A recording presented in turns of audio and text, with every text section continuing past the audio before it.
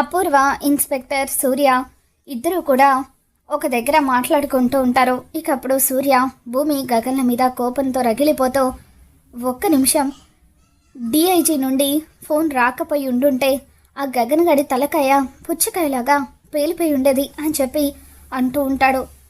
ఇప్పుడు నిన్న జాబ్ని అడ్డం పెట్టుకొని ఆ గగన్ గడి మీద పగ తీర్చుకోవడానికి వీలు లేకుండా నేను డిస్మిస్ అయ్యేలాగా చేసింది ఆ భూమి.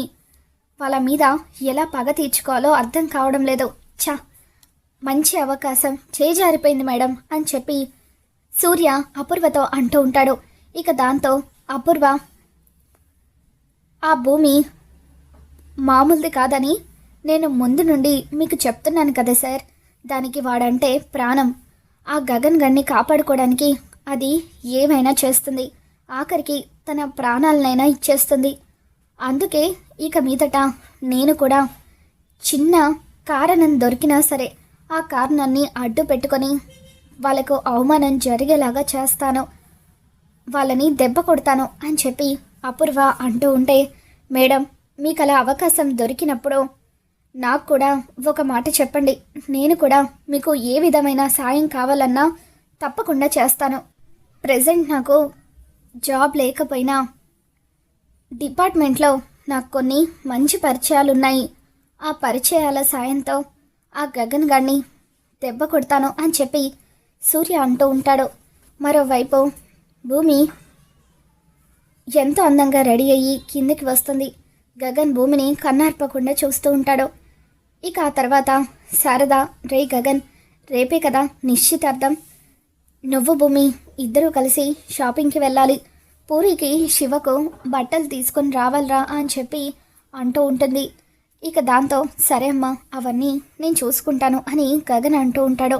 ఇంకొక విషయం, భూమి నీతో ఏదో చెప్పాలనుకుంటుంది అని అంటూ ఉంటే, అప్పుడు ఏంటి భూమి, నువ్వు చెప్పాలంటే నాకే డైరెక్ట్గా చెప్పొచ్చు కదా, దానికి అమ్మ రికమెండేషన్ ఎందుకు అని చెప్పి గగన్ అంటూ ఉంటాడు. రేపు పూరి శివల నిశ్చితార్థం కదా బావా, పూరి తరపున నిశ్చయితాంబులాలు ఎవరు అందుకుంటారు అని అంటూ ఉంటే, అన్నా వదినలుగా మనమే అందుకుంటామని చెప్పి గగన్ అంటాడు. మరి శివ తరపున అని చెప్పి భూమి అంటూ ఉంటుంది. ఇక దాంతో గగన్, అమ్మ ఎవరో ఒకరిని చూస్తుందిలే అని చెప్పి అంటూ ఉంటే, అలా ఎవరో అనామకుల చేత వాళ్ళ నిశ్చితార్థం జరగడం నాకు ఇష్టం లేదు బావా. శివ వల్ల అమ్మ నాన్న ఇద్దరు కూడా నన్ను సొంత కూతురులా చూసుకున్నారు, పెంచి పెద్ద చేశారు. అందుకే శివ తరపున అక్క బావలుగా మనం నిశ్చయితాంబులాలు తీసుకుంటే కృష్ణప్రసాద్ మామయ్య, శారద అత్తయ్య ఇద్దరు పూరి తరపున నిశ్చయితాంబులాలు అందుకుంటే బాగుంటుందనేది నా ఉద్దేశం అని చెప్పి మొదట భూమి అంటూ ఉంటుంది. గగన్ కోపంగా భూమి అని అరుస్తాడు. మామయ్యని తండ్రి స్థానంలో నిలబెట్టడానికి నువ్వు ఒప్పుకోవని నాకు తెలుసు బావా, అందుకే నేను ఒక నిర్ణయానికి వచ్చాను. ముందుగా అనుకున్న ప్రకారం పూరి తరపున పూరి అన్నా వదినలుగా మనమే నిశ్చయితాంబులాలు అందుకుందాము, కానీ శివ తరపున మాత్రం అపూర్వ పిన్ని నాన్న అందుకుంటే బాగుంటుందనేది నా ఉద్దేశం. శివ తల్లిదండ్రులు నాకు తల్లిదండ్రులు అయ్యారు, కానీ ఇప్పుడు వాళ్ళు భూమి మీద లేరు కాబట్టి నా కన్న తండ్రిని శివ కన్న తండ్రి స్థానంలో నిలబెట్టాలని అనుకుంటున్నాను. ప్లీజ్ బావా, ఒప్పుకో బావా అని చెప్పి భూమి ఎంతో బాధగా గగన్ని అడగడంతో, సరే భూమి ఒప్పుకుంటున్నాను, కానీ ఒక కండిషన్, రేపు వాళ్ళు ఇక్కడికి వచ్చిన తర్వాత ఏ విధమైన గొడవ కూడా జరగకూడదు.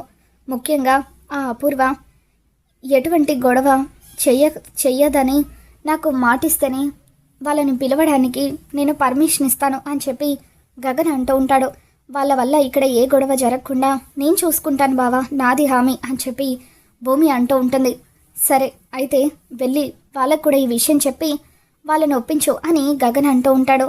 థ్యాంక్ యూ బావా, థ్యాంక్ యూ సో మచ్ అని చెప్పి భూమి గగన్ని హక్ చేసుకొని శారద అక్కడే ఉండడంతో ఇక ఒక్కసారిగా కంగారు పడిపోతూ దూరంగా జరుగుతుంది. అమ్మ భూమి, మీ పుట్టింటికి వెళ్ళి త్వరగా వచ్చేయమ్మా, మళ్ళీ గగన్ నువ్వు షాపింగ్కి వెళ్ళాలి కదా అని శారద అంటుంది. సరే అత్తయ్య, త్వరగా వస్తాను అని చెప్పి భూమి వెళ్తూ ఉంటే, ఒక్క నిమిషం భూమి, నేనే నిన్ను అక్కడ డ్రాప్ చేస్తాను పద అంటూ గగన్ ఎంతో ప్రేమగా భూమిని శరత్చంద్ర ఇంటి దగ్గర డ్రాప్ చేస్తాడు. ఆ తర్వాత నేను లోపలికి రాను, కానీ నీ పని అయిపోయిన తర్వాత ఫోన్ చేయి, వచ్చి మళ్ళీ ఎక్కించుకుంటానని చెప్పి గగన్ అక్కడి నుండి వెళ్ళిపోతాడు. థ్యాంక్ యూ బావా అని చెప్పి భూమి గగన్కి థ్యాంక్స్ చెప్పి ఇంట్లోకి వస్తుంది. భూమి రావడం చూసిన శరత్చంద్ర మండిపడుతూ ఉంటాడు.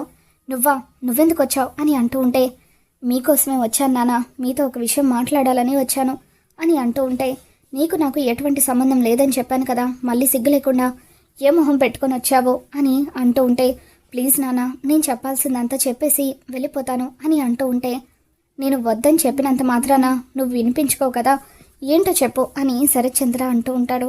రేపు శివపురిల నిశ్చితార్థం నాన్న అని చెప్పి భూమి అనగానే బిందు ఏడుస్తూ ఉంటుంది.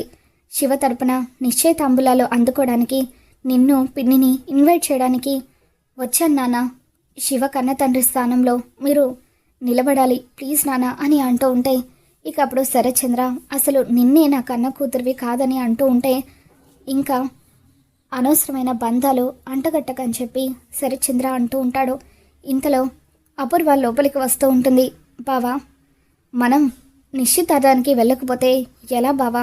భూమి అంత ప్రేమగా పిలుస్తుంది కదా, నువ్వు కాదన్నంత మాత్రాన భూమి నీ కన్న కూతురు కాకుండా పోతుందా? తను అంత అభిమానంతో పిలుస్తూ ఉంటే వెళ్ళకుండా ఎలా ఉంటామో, మనం కూడా నిశ్చితార్థానికి వెళ్దామని చెప్పి అపూర్వ అంటూ ఉంటుంది. అది కాదు అపూర్వ అని చెప్పి శరత్చంద్ర అంటూ ఉంటే, ఒక్కసారి నువ్వు ఇలా రా బావా అంటూ అపూర్వ శరత్చంద్రను పక్కకు తీసుకుని వెళ్తుంది. చూడు బావా, ఇప్పటికే కన్న కూతుర్ని ఇంటికి రానివ్వలేదని నీ మీద ఒక చెడ్డ పేరుంది, కాబట్టి ఈ లోకం దృష్టిలో నీ మీదున్న ఆ చెడ్డ పేరు పోవాలంటే భూమిని నువ్వు కూతురుగా యాక్సెప్ట్ చేశావని ఈ ప్రపంచానికి తెలియాలి. అప్పుడు ఆ తర్వాత గగన్ గారిని ఎలా దెబ్బ కొట్టాలో మనం ఆలోచించవచ్చు. నా మాట విను బావా అని చెప్పి అపూర్వ శరత్చంద్రని ఒప్పిస్తుంది. ఇక శరత్చంద్ర భూమి దగ్గరకు వచ్చి, రావడానికి నేను ఒప్పుకుంటున్నాను, నువ్వు పిలిచావని కాదు, అపూర్వ చెప్పిందని అని అంటూ ఉంటే, కృష్ణప్రసాద్ అపూర్వ వైపు సీరియస్గా చూస్తూ ఉంటాడు. ఇక ఆ తర్వాత భూమి ఎంతో ఆనందంగా అక్కడి నుండి వెళ్ళిపోతుంది. అందరూ అక్కడి నుండి వెళ్ళిపోయిన తర్వాత కృష్ణప్రసాద్ అపూర్వ వైపు కోపంగా చూస్తూ, అపూర్వ, నువ్వు ఏదో ప్లాన్ చేసి కావాలని వస్తానని భూమికి చెప్పావు కదా, రేపు నా కన్న కూతురు పూరి నిశ్చితార్థం, ఆ నిశ్చితార్థంలో ఏదైనా గొడవ చేసి గగన్ని పూరిని అవమానించాలని చూసావనుకో, ఈసారి ఖచ్చితంగా నా చేతులతో నేను నిన్ను చంపేస్తాను అని చెప్పి కృష్ణప్రసాద్ అంటూ ఉంటాడు.